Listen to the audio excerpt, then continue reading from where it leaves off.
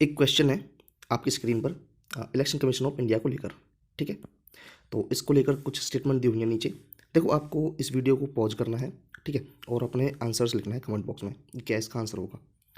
अब बढ़ते हैं आगे इसके एक्सप्लेनेशन की तरफ कि कौन सा इसका आंसर सही होगा। देखो, ये मैं आपसे एक क्वेश्चन पूछता हूँ कि इलेक्शन कमीशन के बारे में प्रोविजन किस पार्ट में है, तो पार्ट 15 के अंदर है। आर्टिकल की बात करें तो आर्टिकल 324 है।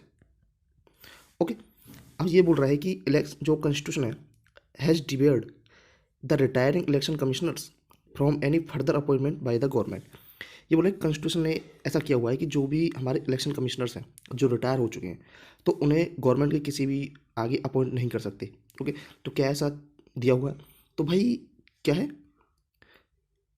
डिबेयर किया हुआ है क्या? तो भाई ये तो गलत हो गया सीधा। डिबेयर नहीं किया हुआ, ठीक है, रोकता नहीं है।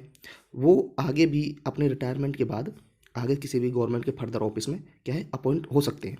ओके, तो फर्स्ट स्टेटमेंट हो गया रॉन्ग। ये फर्स्ट स्टेटमेंट जो है वो उनके चैलेंज में आती है कि इसका जो लिमिटेशंस हैं या क्रिटिसिज्म है वो उसमें आते हैं, ठीक है।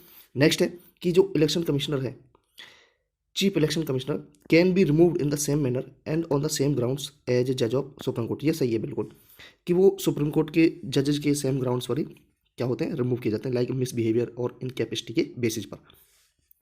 सेकंड सही है।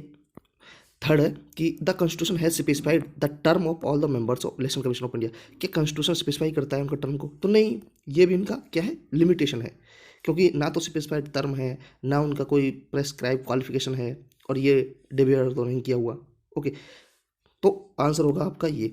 बट एक और फर्दर न्यू जो करंट अफेयर वो ये है कि इनके लिए जो इलेक्शन कमीशन हो गए और चीफ इलेक्शन कमिश्नर हो गया, इनको अपॉइंट करने के लिए कमेटी बनाई गई है। तो उस कमेटी में कौन कौन इंक्लूड है? उस कमेटी में इंक्लूड है PM, okay, plus leader of opposition, leader of opposition, जो अपोजिशन पार्टी है उसका लीडर, प्लस एक होंगे हमारे कैबिनेट मिनिस्टर। तो कैबिनेट मिनिस्टर, और जिन्हें अपॉइंट करेंगे कौन? PM, appoint by PM. Okay, तो ये एक न्यू अपडेट था, ठीक है। मिलते हैं नेक्स्ट वीडियो में, थैंक यू।